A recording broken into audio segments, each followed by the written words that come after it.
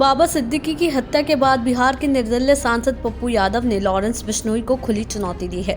पप्पू यादव ने कहा है, अगर कानून अनुमति दे तो 24 घंटे में लॉरेंस बिश्नोई जैसे 2 टके के अपराधी के पूरे नेटवर्क को खत्म कर दूंगा। महाराष्ट्र के पूर्व मंत्री और 3 बार के विधायक बाबा सिद्दीकी की हत्या को लेकर राजनीति शुरू हो गई है।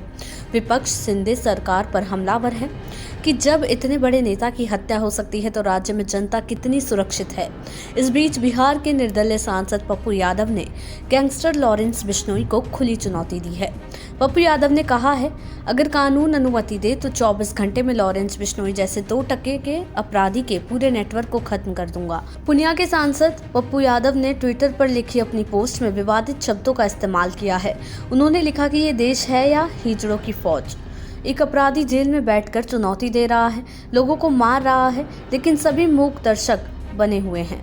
पप्पू यादव ने कहा कि लॉरेंस बिश्नोई ने कभी मूसेवाला को मारवा दिया, कभी करनी सेना के मुखिया को मरवाया और अब एक उद्योगपति राजनेता को मरवा डाला। पप्पू यादव ने लॉरेंस बिश्नोई को 2 टके का अपराधी बताया।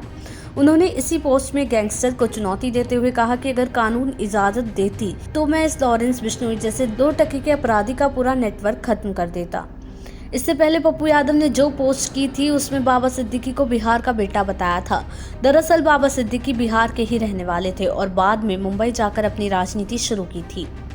इसमें उन्होंने महाराष्ट्र में महाजंगल राज बताया था। पप्पू यादव ने लिखा था कि वाई सिक्योरिटी सुरक्षा में सरकार समर्थक पूर्व मंत्री बाबा सिद्दीकी जी की हत्या महाराष्ट्र में महाजंगल राज का शर्मनाक प्रमाण है।